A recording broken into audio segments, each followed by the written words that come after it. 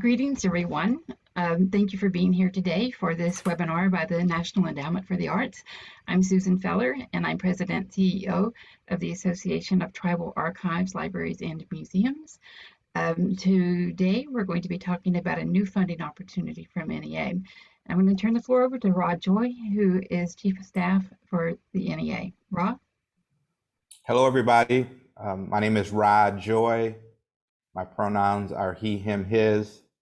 I serve as Chief of Staff at the National Endowment for the Arts, and I'm very pleased to help welcome you to today's gathering on the NEA's American Rescue Plan funds.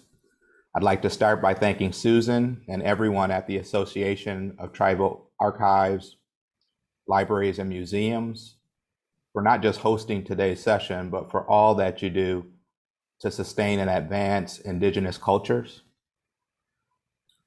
Today, we're going to do a deep dive on the American Rescue Plan program and make time to answer any questions that you might have about this opportunity. We know that putting an end to the pandemic means getting creative workers back to work.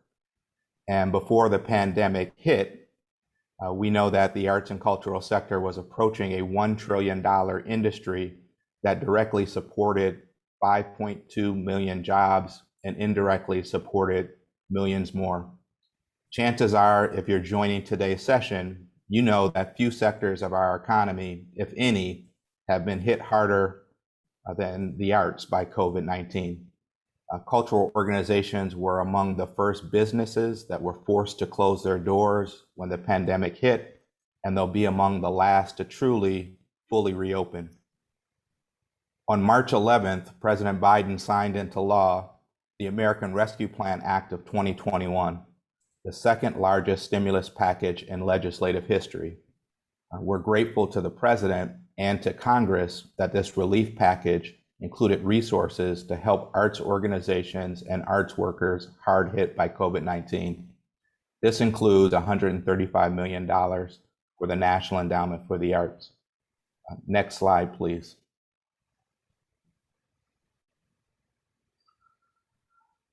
So the Arts Endowment has two goals with its American Rescue Plan funds. First and foremost, we want to provide relief and recovery to arts organizations all across the country. Our hope is that these dollars will help preserve jobs and assist arts organizations in rehiring and reopening. The second goal for our program is we want to expand access to funds for communities that have been historically underserved and underrepresented by government. We recognize that arts organizations, especially those that celebrate and preserve cultural traditions, are facing unprecedented challenges because of this pandemic. On April 29th, the Arts Endowment rolled out the first phase of our American Rescue Plan program. 40% of our funds, as is our practice, went to state and regional arts agencies so that they could support cultural organizations within their jurisdictions. That's showing up on the left-hand side of this slide. On April 23rd, the Arts Endowment announced guidelines for two new grant programs, a program for local arts agency subgranting, as well as a program to provide direct support to nonprofit cultural organizations. You'll be hearing much more about that program today. Next slide, please.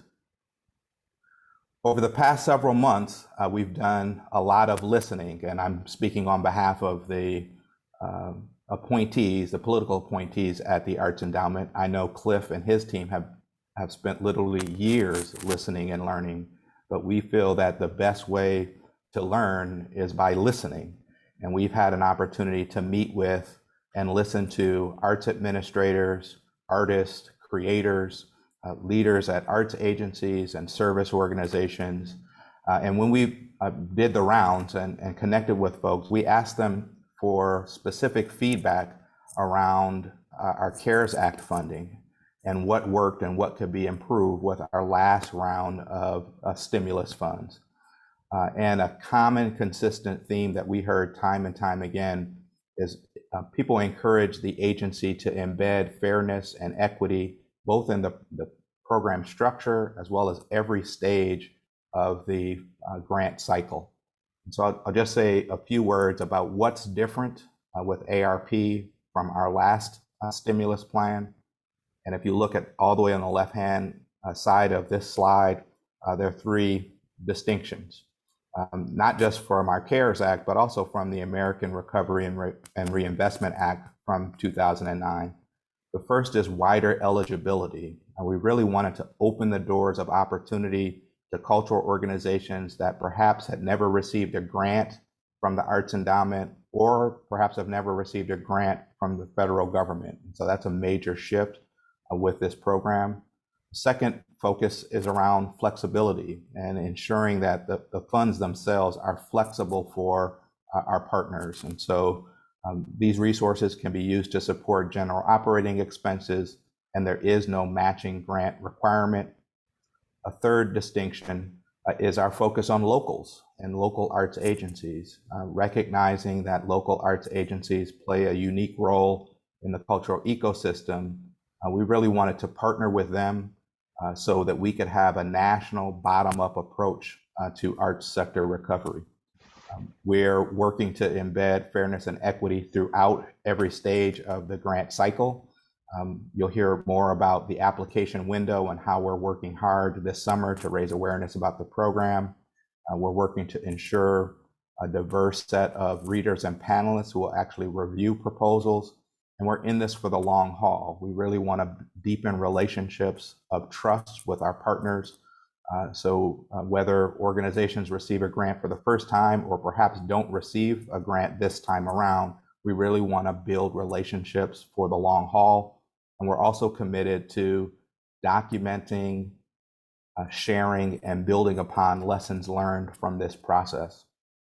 Look, next slide, please. So I think we'll go one more slide. So now that the guidelines are posted, our focus is on getting dollars out the door to nonprofit theaters, museums, dance companies, symphonies, and other cultural organizations. We've developed a robust public engagement schedule that includes live online Q&A sessions twice a week between now and the beginning of September. You can see here on this slide, we have a dedicated page on the NEA's website where you can access information about the program. But one of the things I'm most proud of about the Arts Endowment is our staff. We have an incredibly knowledgeable and accessible staff team. And to help take it from here and walk you through the Rescue Plan program, I'm pleased to turn it over to my colleague, Cliff Murphy, who's the Director of Folk and Traditional Arts. Thank you so much for joining us today. Thank you, Ra. And hello, everybody. My name is Cliff Murphy. As Ra mentioned, I'm the NEA's Director of Folk and Traditional Arts. I'm calling in from my home in Baltimore, Maryland, where I guess apologies in advance if any of my children run through the room during the presentation. I'm calling from the ancestral homelands of the Piscataway and the Susquehannock.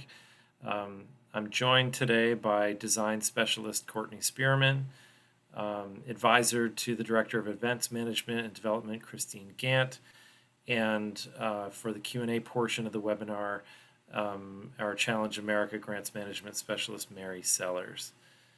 The National Endowment for the Arts is an independent federal agency. We provide funding for the arts in all 50 states, Washington, D.C., and all U.S. territories. Each year, we award thousands of grants to provide all Americans with diverse opportunities for arts participation.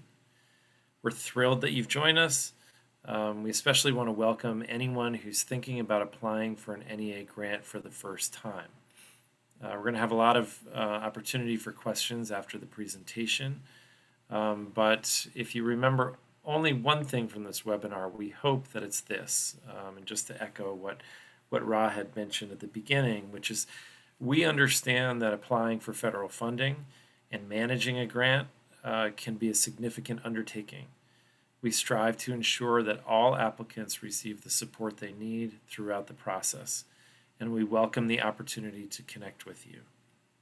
We also recognize, or I'll speak for myself and just say that this is part of a process of getting to know one another, building long-term relationships between our agency and the cultural communities that each of you come from.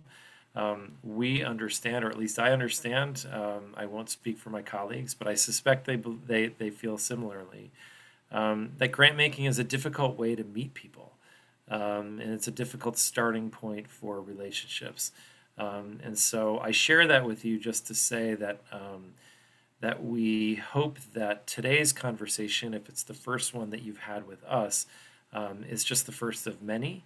And that we know that American Rescue Plan funding is extremely competitive, but we see this as the first of an ongoing series of opportunities to be able to support cultural work that's happening in your communities.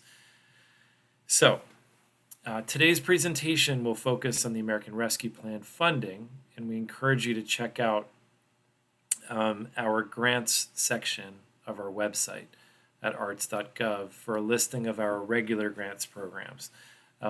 Please don't hesitate to reach out to any of us with questions you might have. Melissa, we should be, I guess it's slide 7, if that helps. We encourage you to learn about our other grant programs and look forward to supporting you through our grants process. For those of you who have not applied for NEA funding in the past, it's important to know that American Rescue Plan funds are different from our usual grants. All of our standard grants programs support arts programs, and they do not support general operating costs. However, American Rescue Plan funds are specifically designed to provide operating support. So most of today's discussion will focus on that, on American Rescue Plan funds and the fact that these grants support operating costs. So before we get to that, I do want to update everybody on the work that the NEA has been doing in terms of the kinds of listening that Ra had mentioned in his introduction. Since 2016, NEA has steadily developed a strategy to move to more equitably serve American Indian, Alaska Native, and Native Hawaiian artists, organizations, tribal nations across all artistic disciplines. The fact that I am the Folk and Traditional Arts Director is coincidental. Our agency is committed to and dedicated to serving all forms of artistic expression, regardless of discipline. In 2020, we conducted a first-of-its-kind national convening of Native artists, elders, and organizational leaders. This convening was co-hosted by the NEA, our sister agency, the National Endowment for the Humanities, and Native Arts and Cultures Foundation. It resulted in the recent publication by NACF, which I will try to multitask and paste into the chat in a second here. That report contains key takeaways and recommendations, and we're grateful to ATALM for being an important part of that convening, of the planning and execution of it. In spring of 2021, we co-hosted a virtual Native Artists Summit with ATALM to learn more about the funding landscape facing Native artists in tribal communities and in diasporic settings. ATALM, with Doris Duke Charitable Foundation support, conducted a first ever national survey of Native artists to aggregate data about needs, audiences, and resources. A report will be forthcoming from that work in late November, early December. Susan, interrupt me if I've got that date wrong. So we look forward to seeing that report. In April of 2021, the NEA conducted its first ever tribal consultation as it launches the development of a tribal consultation policy for our agency. Our next tribal consultation call will take place on August 10th. The NEA National Heritage Fellowships which are the nation's highest honor in the folk and traditional arts. The 2021 class features, this is exciting to us because today's call is virtually hosted in Oklahoma. This year, one of this year's fellows is Anita Fields, an Osage ribbon worker and textile artist who's quite does extraordinary work, and we are glad to see her celebrated with this award and recognition. We also encourage you to, since National Heritage Fellowships are all individuals who are nominated by the public, we encourage you to consider people from your community who you feel should be nominated for a National Heritage Fellowship. This is a lifetime recognition that comes with a $25,000 award. The NEA is committed to deepening its engagement with Native artists and tribal nations. The recent, and Melissa, yeah, thank you. The recent White House memorandum on tribal consultation and strengthening nation-to-nation relationships has really helped to strengthen these efforts by our agency. I mentioned that we've just drafted our first tribal consultation policy, and so I ask for those of you on this call today who work closely with your tribal leaders, just to help spread the word about the August 10th tribal consultation call. There's a link here in the slide to the Federal Register. It seems, I'm hoping that Courtney can paste I put it in the chat too. Yeah. Thank you, Courtney. Yep. There's a link to all of the information about how to register for that call in the chat. So please do share that with your tribal leaders so that our tribal consultation policy can be informed by tribal leaders in all 575 federally recognized tribes. We also encourage you to take a look at our federal resource guide for Native arts and cultural activities. We understand that that the resources the National Endowment for the Arts provides support only a slice of day-to-day life in Native communities and in the lives of individual artists. This federal resource guide is one that we have compiled and made free and available for download that is representative of a wide range of resources offered by different federal agencies that support cultural life in Indian country. So please take a look at that guide as a jumping off point for not just for our resources, but for those of our federal partners. Okay, and lastly, you can see there's an email address there, nativearts@arts.gov.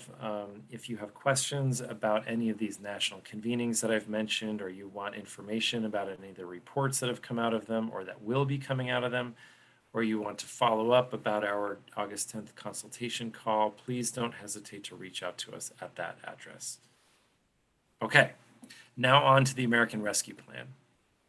The American Rescue Plan is designed to fuel the nation's recovery from the devastating economic and health effects of the COVID-19 pandemic. Funds allocated to the NEA in this historic legislation represent a significant commitment to the arts and a recognition of the value of the arts and culture sector to the nation's economy and recovery. Rescue Plan funding is available through two separate competitive opportunities: grants to organizations, which is what we'll be focusing on today, and grants to local arts agencies for subgranting. And a special note to any local arts agencies tuning in to this webinar: if you meet the eligibility requirements as a local arts agency, you may apply to the Grants to Organizations program for general operating support, or to the Grants to Local Arts Agencies for a subgranting program, but you cannot apply to both. So you'll have to make a choice there about which of those directions you want to go in. Okay. The Grants to Organizations program will be carried out through a one-time grants to eligible organizations to support their own operations.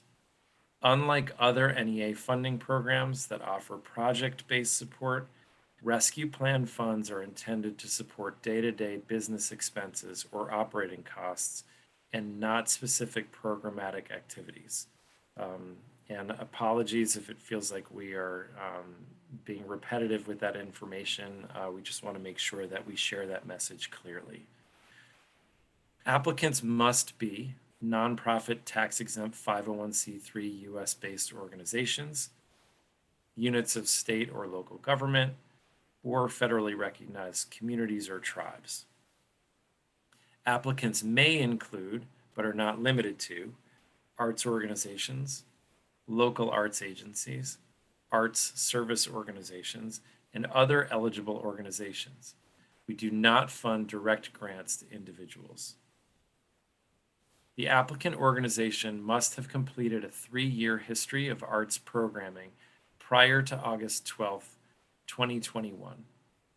For the purposes of defining eligibility, 3-year history refers to when an organization began its programming and not when it incorporated or received nonprofit tax-exempt status. Programming is not required to have taken place during consecutive years. If your programming has been disrupted due to COVID, there are flexibilities described in the guidelines. Applicants must also be up to date with reporting requirements for any previous NEA grant. We are committed to diversity, equity, and inclusion and fostering mutual respect for diverse beliefs and values. We intend to make awards that will impact a broad constituency. We encourage applications from a variety of eligible organizations, including organizations that serve populations that are underserved, such as those whose opportunities to experience the arts are limited by ethnicity, economics, geography, or disability, organizations with small and medium-sized budgets, organizations from rural to urban communities, and organizations that may be applying for federal support through the NEA for the first time. Organizations may submit only one application to this program. Exceptions to the one application rule are made only for parent organizations applying on behalf of one or more separately identifiable and independent components. Apologies for that government jargon there. Eligible organizations that received CARES Act funding from the NEA may apply to this program as long as there are no overlapping costs during the same grant period. Eligible local arts agencies may either apply to the Rescue Plan's grants to local arts agencies for a subgranting program or to this program for general operating support.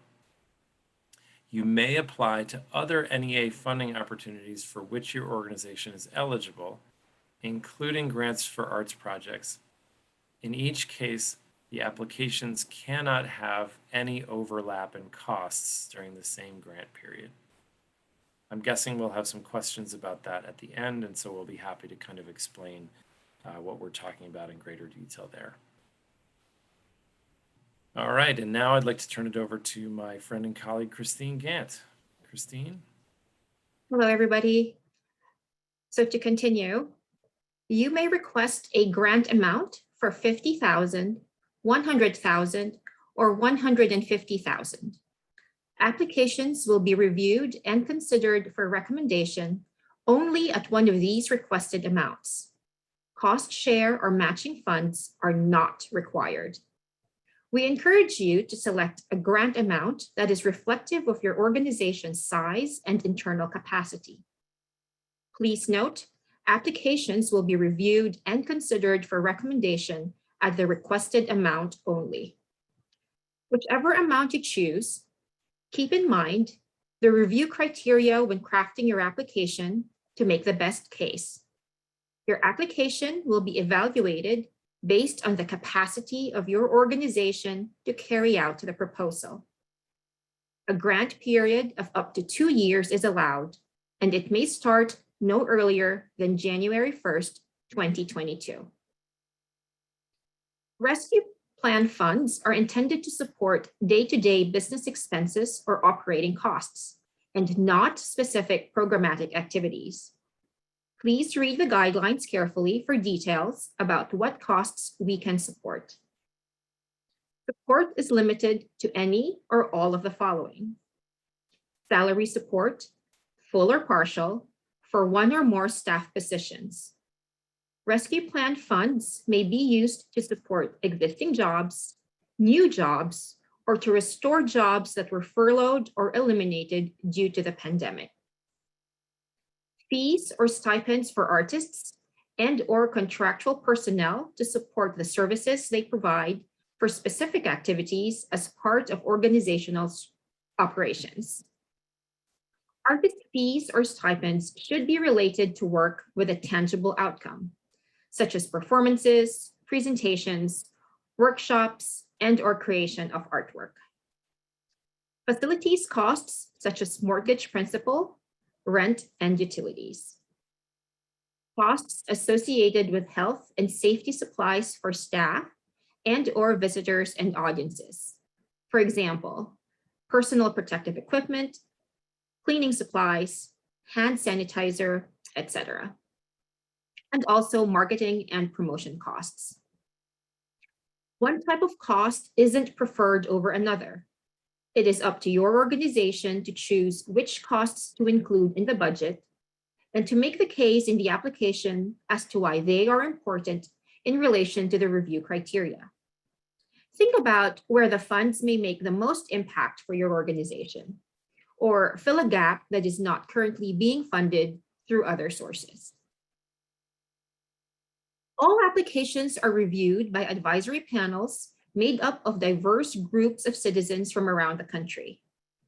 Panelists will consider the review criteria of artistic excellence and artistic merit, including the proposals, significance to the mission and core work of the organization, ability to carry out the award as shown by the alignment of the budget and other resources with the goals and requirements of the ARP funding opportunity. As appropriate, potential to have an immediate impact on the arts workforce, and as appropriate, the potential to serve and/or reach individuals whose opportunities to experience the arts are limited by ethnicity, economics, geography, or disability. Panel recommendations are shared with the National Council on the Arts, which then makes recommendations to the Arts Endowment's chairman. The chairman reviews the council's recommendations and makes the final decision on all grant awards. And now I will pass you on to my colleague, Courtney Spearman. Hi, everybody. Okay, so we're at the nitty-gritty part of the presentation here. We're going to start to dive into specifics on how to apply. It's a two-step process, as Christine mentioned. Part one is submitted to grants.gov. So the three pieces of work involved in submitting this part of the application is registering to get a DUNS number if you have not already got one.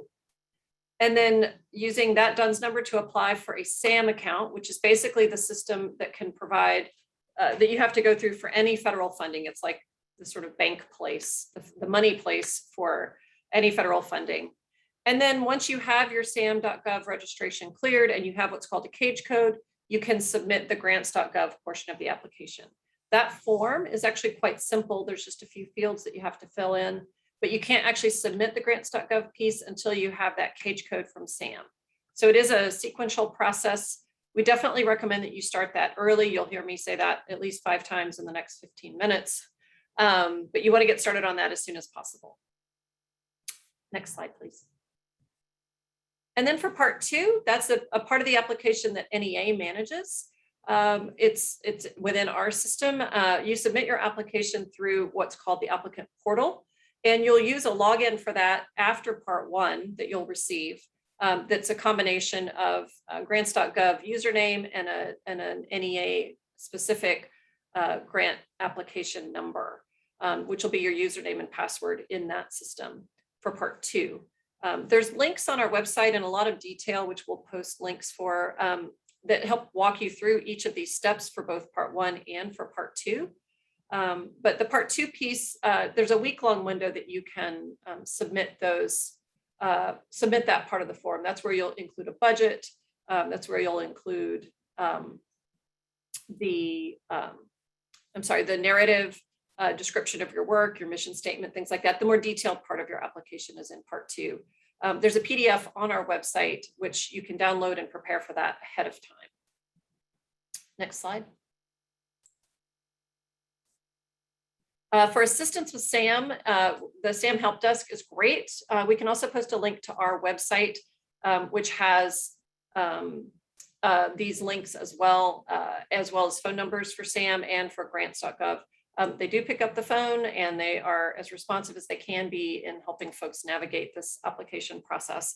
Unfortunately, NEA staff are not able to dig deep into helping you with issues that you might have there. We don't have access to sam.gov or grants.gov. They're across federal government. So you have to really go direct to those organizations for assistance. But there are links and resources on our website to help you navigate that, and we'll make sure those get posted. Next slide, please. So submitting the application for part 1, everybody submits for the organizations, everybody submits at the same time. August 12th is the deadline, midnight Eastern time. And there's not a lot of flexibility there around that. So that's the part 1 deadline. Everybody goes into that deadline. For part 2, we're expecting a lot of applications. So we have divided applications into 2 groups, A through L and M through Z. And the letters are coordinated or based on what your organization's legal name is registered with the IRS. So that's how you determine which of those 2 buckets that you go in. The next slide has our deadlines on it, so I'll talk about those a little bit. Specifically, it's a week-long window for part 2. For part 1, it's open now. We encourage you to get started and submit as early as you can. For part 2, it's a week-long window between August 19th and 25th. Again, that midnight Eastern time deadline for part 2 for groups A through L. And for groups M through Z, it's August 27th to September 2nd. Next slide, please. Okay, so I think we're going to walk here through how to navigate the website. So when you go to arts.gov, you'll see an option for a menu for grants. You want to click on that first. And then you'll see grants for organizations. That's at that page will take you to grants for organizations. American Rescue Plan is at the top of that grants for organizations section. You want to click on that box. And then depending on where you're applying, grants for organizations is what we're focusing on here. There's also the local arts agency opportunity here as well. But you'll click on grants for organizations, and then a couple different things to look at. The program description is going to give you a little more nitty gritty about what the project, what the program is focused on, and how we're presenting this opportunity. Contact us. We definitely recommend that you do that if you have questions. There's also those Zoom calls that we posted a link for earlier, where we're able to answer people's questions that way. Emails, we're staffing up to support this program. We're expecting a lot of interest, and we want to be as able to help people with questions as possible. Next slide, please. The next area to think about is that how to apply section. And within how to apply is where you're going to be able to dig into the specifics of the application. Part 1 is going to have, there's drop-down menu for all of the different steps for part 1. There's little plus signs you can click on that will allow you to expand that content, but there's contact information for SAM. There's a link to the actual opportunity within grants.gov, where you can click on that link and open a workspace within grants.gov to fill out that form. So a lot of detail, and literally like instructions that walk you through every single step to fill out in part 1. For part 2, Melissa, if you'll click to the next slide. There's instructions here as well. Specifically, the PDF that's in blue is a document you can download. We have literally all the questions that you would see. You can see what the budget form is going to look like. We even tell you character count for those questions. So you should be able to prepare ahead of time as you're filling out that form. And then it's that week-long window that you can actually submit the content. Next slide, please. And then applicant resources, lots of material there. There's a link to a different webinar if you want to hear somebody else talk through this that was recorded. There's all kinds of, there's an FAQ there that's super helpful.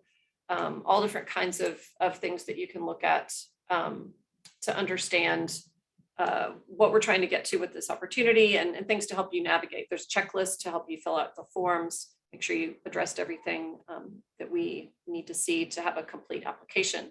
So definitely we recommend using that applicant resources page as well. And now we'll dive into just a couple of FAQs that are frequently asked questions we know you're going to have. And then there's some more of those that we'll address throughout the next sort of half hour or so with our time together. Specifically, can I apply to ARP if I have already applied for another NEA grant this year or other federal relief funds? Yes, you can. Basically, as Cliff mentioned earlier, you just want to make sure that you don't have overlapping project dates or overlapping costs between those opportunities. So if you're going to apply for staff support, for example, it's fine for federal funds to be able to cover 100% of someone's salary. You just can't have the funds overlap to the point of effectively going over 100% of that person's salary. Ideally, you don't have overlapping dates, but even if they do overlap, you just want to make sure your costs are not overlapping. But you can have multiple opportunities open at the same time. Are work samples required for ARP? They are not. Our other opportunities do require work samples, but in the case of ARP, we're not requiring work samples. And then what is the difference between a project-based grant and a general operating grant? The example I like to use is if you are looking at supporting, say you have say you're a performing arts organization and you're going to do a production of a play. If you are going to do a specific production of a play and you want to come to us for project-based grants, you can include staff time, you can include rent, you can include other overhead costs, you can include artist fees, but all of those amounts need to be correlated specifically to that particular production that you want to put on. If you're looking for general operating support, all of those same costs are eligible, but they need to be presented in a way that's more general across your organization. So you might have different people who are being supported financially in that, different staff, but more specifically, they aren't tied to a specific production of something, a specific exhibition, a specific presentation, or something like that, that they're more general across the organization. And before we get into general questions too, I'll just, having done several of these, there's a couple of questions that tend to come up pretty often. One is around how much money you should ask for, the $50,000, $100,000, or $150,000. And there's, I think, a couple different ways to think about that question. One is capacity. So what does your organizational budget reflect in terms of your ability to handle a grant? And we recognize that many organizations have really struggled over the last year or two, and that your budgets may be a little different than they might have been in the past. But that's an area where that's something that our panelists will look at. They're also going to want to look at understanding what are your project activities and how do the project activities in your budget relate to the narrative that you've described, and that relates back to your organizational mission statement. So how do those things kind of tie together?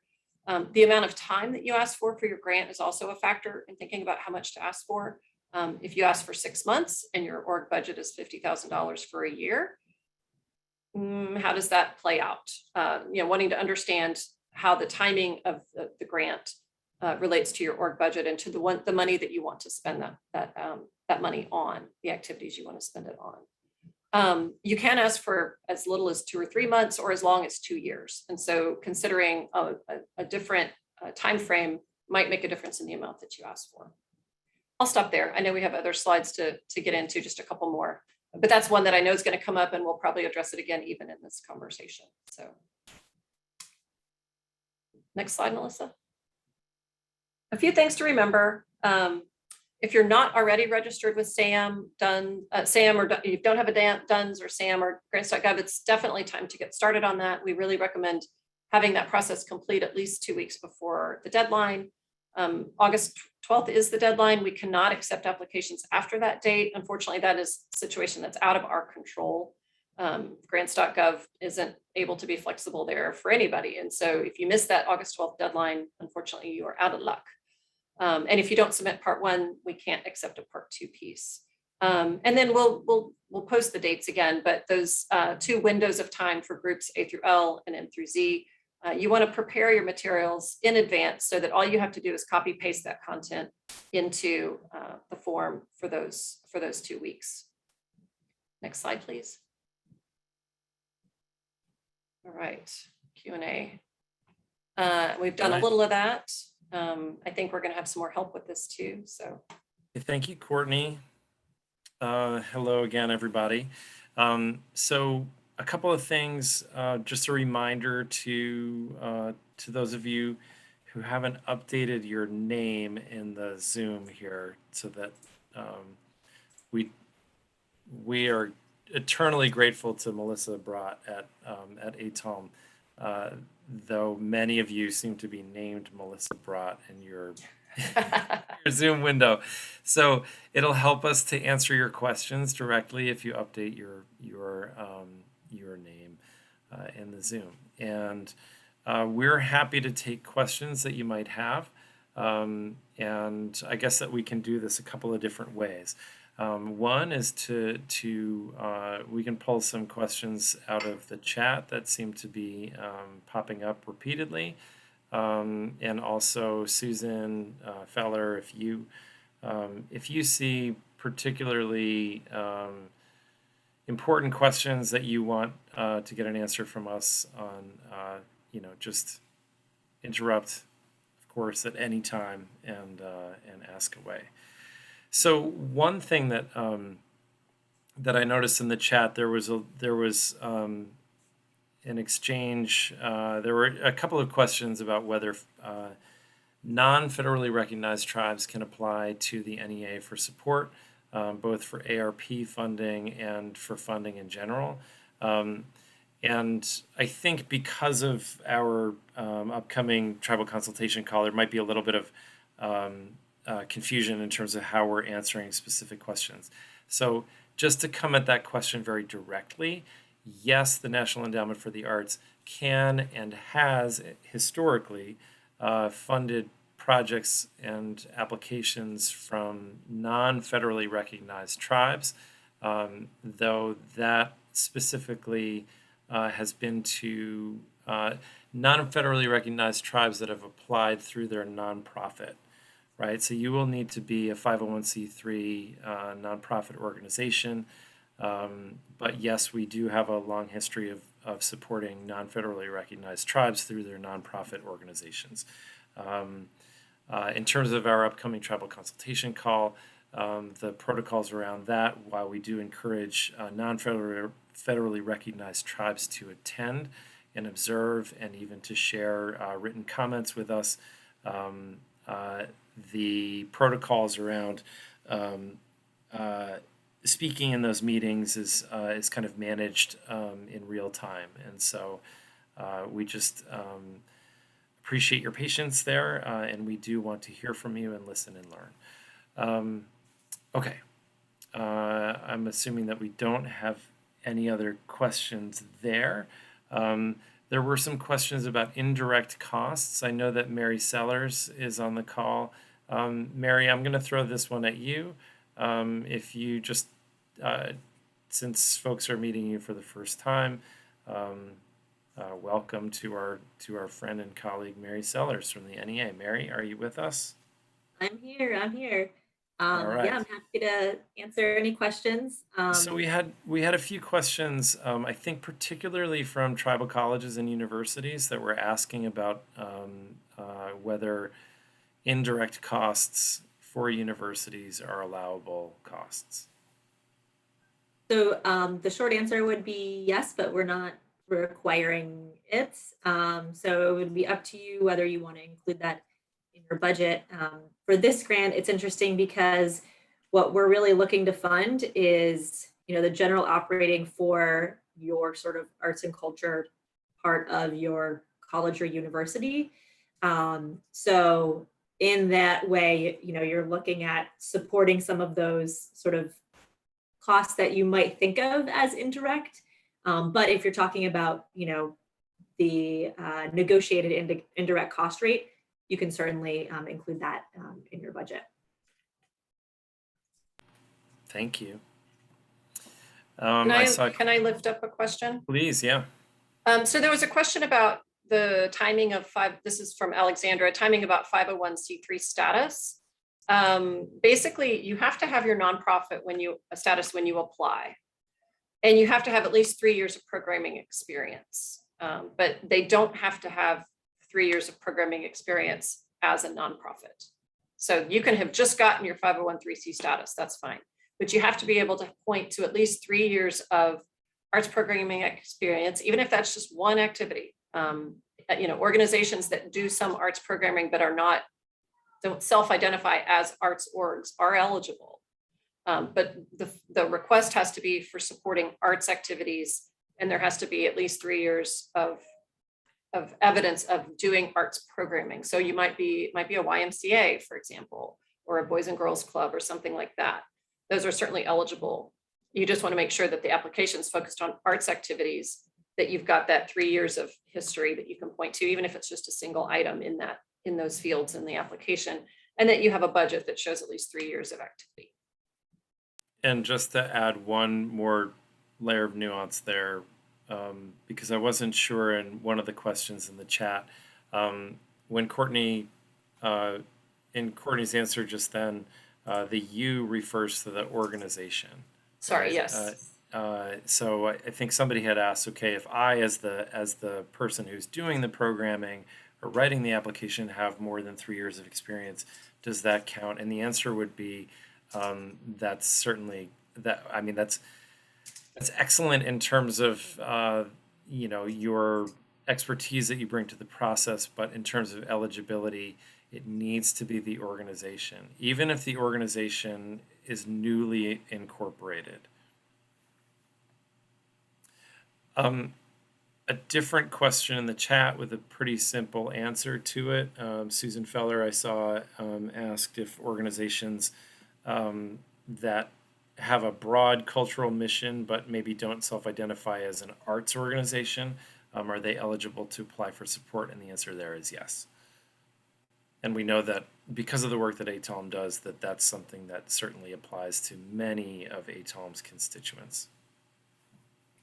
There's also a question about artists' fees, which I think is maybe helpful for more than, beyond just the chat. Basically, the specific question was, can funding be used to commission or hire artists to create artwork for tribal and tribal community buildings? The short answer to that is yes, but in general, the application needs to be, you can include artist fees in the budget. It just needs to be generally artist fees to support the mission of your work. It can't be artist fees for a specific project or activity, because then you're getting into project specific funding, in which case you should come to us for a different application. And Mary, I don't know if you have a different nuance on that, but I'm seeing you. Yeah, I mean, I think you answered it pretty well, but I have an example sort of, and that sort of aligns with that. So I think, and there was a few other questions sort of about this, the difference between, project focused funding versus operational grant. And sort of how I look at it is, if you're an organization and your mission is to create murals, and that's your sort of bread and butter, and you hire artists and you install murals in communities, then like all of those costs around that would be part of your general operating, and those could be something that you are supported for. But if you're, say, a school and your mission is more to educate youth, you can't come in just for a specific mural project. So you could have, if you have artists that work with students, those costs could be included sort of as more general operating support versus coming in for a really specific project. So there is a little bit of nuance there. It's sort of how you write your application, but you just want to make sure that it's very clear that this is part of the mission of your organization and this is how it's being supported. So make sure when you're answering the questions in the part 2, which is sort of the content of your application, that you're answering the questions that come up and really focusing on sort of how those costs are supporting the mission and sort of the day-to-day versus a specific activity. Thanks, Mary. If I can go ahead. No, go ahead. I was just going to say there is a quick question about eligibility requirements. Yes. And whether they can be met from 2 partners or would one entity have to meet them all. So we do require that the lead applicant meet all of the eligibility criteria. So, generally that would be, you have to be a nonprofit 501c3, state or local government, or tribal tribe or tribal community. And you have to have 3 years of arts programming history, and you have to be in good standing with the NEA. So all your reports have to be in. Those are the sort of general 3 for this grant opportunity. So you would have to have one lead applicant that could, sort of account for that. And certainly, if having partners involved is part of your sort of general operating, that might be appropriate. But again, it goes back to the operating support of this grant versus a project specific grant. So if you're working with a lot of partners on a specific project, then our other opportunities might be a better fit than this one. We had a question about facilities costs, which I think is maybe a good one to talk about out loud. Could facility costs be included? Could they include building renovations or upgrades to our tribal museum? I would say no. In general, we can't pay for construction anyway. We could pay for design, but not construction on any of our opportunities. But in this case, we could potentially pay for your mortgage, we could pay for your utility costs, we can pay for other overhead costs related to keeping your doors open, but upgrades and things like that for this, were really for any of our opportunities. There was also a question about sharing of just a little bit about some of the other grant opportunities. And if it's okay, could I just share a single slide and we can just spend 2 minutes just introducing what those are? Would that be okay, Cliff? I don't want to hijack ARP here, but we've been in some of the other presentations, we have been touching on those as well. Okay, great. Now the question is, can I share? I can share. Oh, okay. So I think, oh, there we go. Thanks, Melissa. Okay.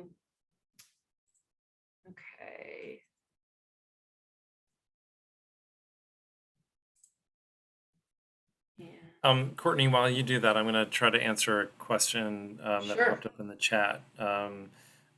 Somebody had asked about why we have staggered the application in terms of A to Z and, or, A to L and M through Z.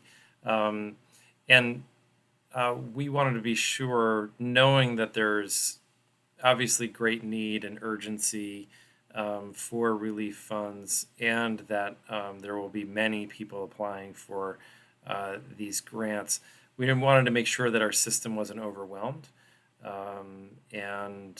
So we have staggered that window, and we just want to make sure that the system actually works for everybody involved. And that people aren't caused undue stress and concern because the system simply was overwhelmed with requests. So that is the thinking there. And everybody has the same August 12th Part 1 deadline, which is really the pinch point in terms of everybody has to make that August 12th. So in terms of equity, that's that's what we determined. So just super quick, I won't spend a lot of time on this because I know we want to get back to ARP questions, but we have 3 primary grant opportunities. Challenge America, which has a deadline in April. That's our kind of introductory grant program, which Mary runs beautifully for us. The grants are limited to $10,000 and are focused on underserved communities and projects that support or work with underserved communities. All of our grants are one-to-one match requirement outside of ARP. That one doesn't require a match, but ARP is special that way. Our other grants do require that one-to-one match. So Challenge is $10,000. Grants for Arts Projects is what I call our bread and butter grant program. We have a different opportunity in each artistic discipline across the agency. And there are 2 opportunities for that each year, one in February and one in July. Those grants range from $10,000 up to $100,000, again, with that one-to-one match. And then Our Town is our creative placemaking program. That's the only one of this group that still has a deadline open this year. Deadline for that is August 5th. And that one's a little bit different in that it does require a partnership between a nonprofit organization and government entity. It can be a tribal government or municipal government of some other sort.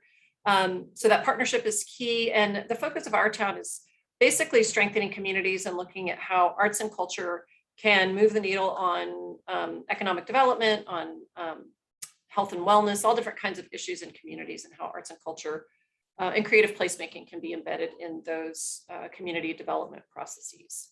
I can post a link to our general grants as well, but that's sort of a super quick walkthrough on those. And we really do hope you guys will look at these opportunities. We're hoping, if you're new to the agency, that ARP is an introduction and that these other opportunities are where you can continue to engage with us. Okay, I'm going to stop sharing and then we can go back to questions.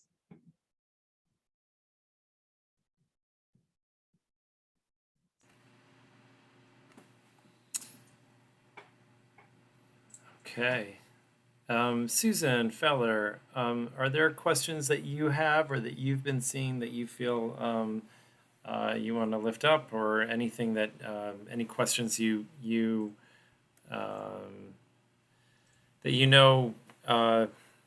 ATAL members may have, but that haven't shown up in the chat here?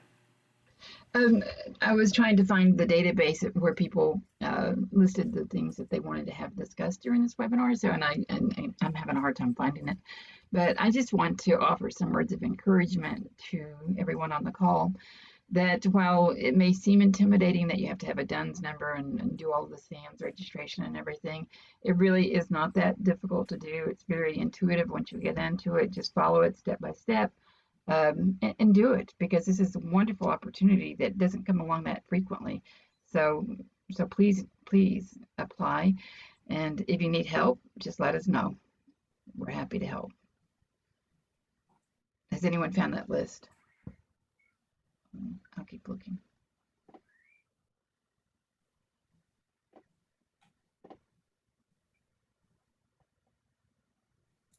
And I'll just, sorry, go ahead. No, I do very quickly. Chair Tucker had asked about, just for a refresher on the eligibility, on the review criteria. And so I'm just going to paste that right into the chat here. I find it to be helpful. This is what everybody who is reviewing these applications is going to be paying particular attention to these criteria. And so as you are filling out your application, and as you are thinking about, a grant application, I guess I'm a musician, so if I think of a grant application as a performance, your audience is the people reviewing the applications and making recommendations. And in terms of what they are tasked to look at, yes, it's artistic excellence and artistic merit as legislatively mandated for our agency. But to give you a sense of what that means, the link I just put in there has specific bullet points that you will want to be mindful of as you write your application. Mary. You actually pointed right to what I was going to mention, is that for this grant especially, the way that the application is designed, there's questions that you answer, and you want to make sure that the costs that you're requesting really align well with the review criteria that Cliff just shared. I think that's going to be a really important piece for our panelists to look at and to evaluate. So as you're putting together the application, I would sort of keep that. It's really like a short list. I think it's like 5 or 6 bullets, and just make sure that things that you're putting in sort of relate back to that in some way, and that you're sort of justifying how these costs are really going to address the review criteria.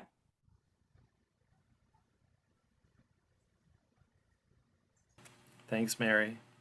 I'm going to circle back to our upcoming tribal consultation call. I'm pasting into the chat a link in the Federal Register to kind of the official federal notice of that meeting. One of the things that you'll find in there Whether you plan to attend that consultation or not is linked to a framing document that gives a basic overview of what the National Endowment for the Arts does. It also includes information about key reports, some which may be familiar to you, some which may be new. I encourage you to take a look at it just to kind of see, to get a sense of what our knowledge base is as an agency in terms of Native arts and culture. If you know of resources that you would like to bring to our attention, whether that's research, whether that's community activities, whether that's perspectives that you're concerned that we're not taking into account in terms of our grant making, please, please, please reach out to us and bring that to our attention. Can I lift up one more question, or I know we're right on time? Just a quick one about supporting individual artists. Hopefully we've sort of addressed that, but Veronica had asked about whether the organization support different projects for specific individuals like writers, graphic designers, audio and filmmakers. Absolutely. Those are definitely eligible costs. So if that's within the work of what your organization does, then those are absolutely eligible costs.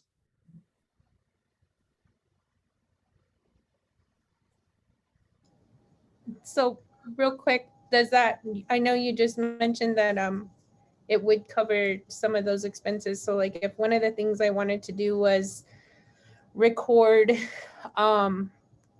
traditional practitioners and put that into our collection, is that something that we could also use the funding towards as well?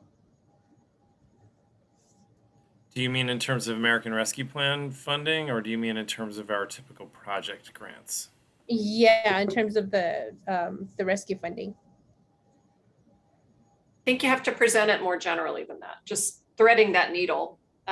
It has to be presented as general operating costs for artist fees. I mean, Mary, you may have a different, more nuanced response to that, but we can support the salary of the staff that's carrying out that kind of work. Okay. And the artists, right? And the artists, yep. You just can't present it as them doing that particular activity. Right. So yeah. I would not frame that as a project. Obviously, the work that's being carried out has particular expenses, and some of these people who are doing the work may be staff members. There are archival costs. There's any number of I don't know, Mary. I'm going to turn to you for whatever reason. I feel like you have the pithiest answer for this. I don't know about that, but no, I think you're right on target. Yeah, it's really all how you present it. We can fund artist costs, but it can't be for an overly specific project. So you can talk generally what an artist would do and sort of how it relates to your mission, but it just can't be. They're gonna audio work on this specific piece of audio for this specific collection. That would be something that we would see in our other programs, but for this one, you really want to talk more generally how an artist like that individual would further the mission and contribute to the day-to-day sort of continuing of that of those activities in that organization. And I would just say that that because I've been fortunate enough to get to know Susan Feller and to attend a number of ATALM conferences, I've had an opportunity to visit in a number of different tribal archives, libraries, and museums to see the kinds of collections work that people are doing. And one of the things that I see there is the kind of cultural organizational infrastructure that we regularly support. Now, if you are a cultural museum, if you're a tribal museum that has staff dedicated, let's say, to maintaining and preserving and safeguarding collections of pottery and basketry and weavings, obviously there are a lot of operational expenses that go into that work. That is the kind of organizational practice, the kind of general operating support that we can and do support. So sometimes it may seem more directly in our wheelhouse if it's somebody that is calling themselves an art museum with a capital A.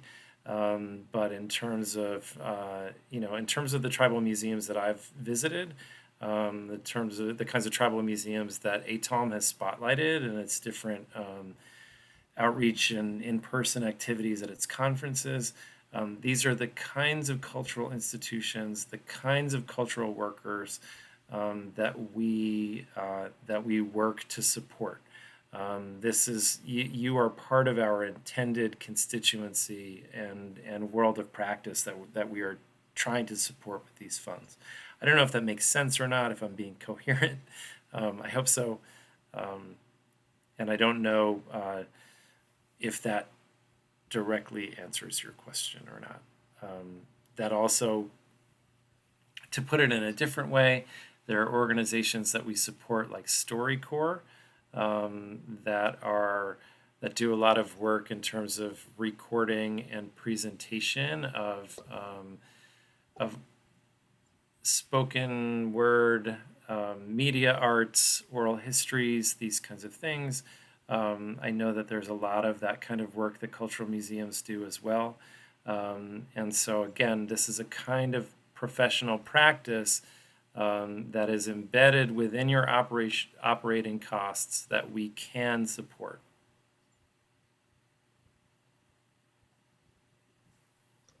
Cliff, I just have a quick question about reviewers. Do you need reviewers for these grants, or do you have that covered? Is there? So I see Mary nodding her head, but she didn't take herself off mute. So I- the answer is Sorry. yes, we have reviewers, but if anybody is interested in being a reviewer of NEA grants in the future, we would be glad to hear from you. And that is across disciplines. We work hard. I know that in folk and traditional arts, if I'm having a panel of 5 reviewers reviewing a pool of applications, I always work to make sure that at least one of those 5 people is Indigenous. Having the perspective and expertise of Native peoples in the review process is something that's a high priority for our agency across the board. And so if you're interested, we'd love to hear from you. Thank you. And by you, I mean anybody who is on this call. I don't just mean you, Susan, who I know has worked in panel service to us before. So yes, I wasn't looking to be a reviewer, but I wanted to let people know that is a possibility, and it's a great way of getting familiar with the application process. So, great. I'll post in the chat the link to fill out a form. There's a little video you can watch in a form to be a panelist. I think for this opportunity, we're only using panelists who have served in the past, but we definitely would welcome that for future Great. things that are frankly probably going to be more fun to review. So. And Cliff, I did look at the database, and you've addressed all of the questions, so there's nothing more from us. Great. One thing that I have not seen in the chat, and I'm going to throw it out there just because it is, as a former radio DJ, as somebody who loves music and who loves community culture in general, tribal radio stations are incredible cultural resources. Tribal radio stations are organizations that would be eligible for funding from us. And I don't know if anybody has thought about asking that question. I don't know if there's anybody here who takes part in tribal radio stations, but that is also an organization type that would be eligible for support from us.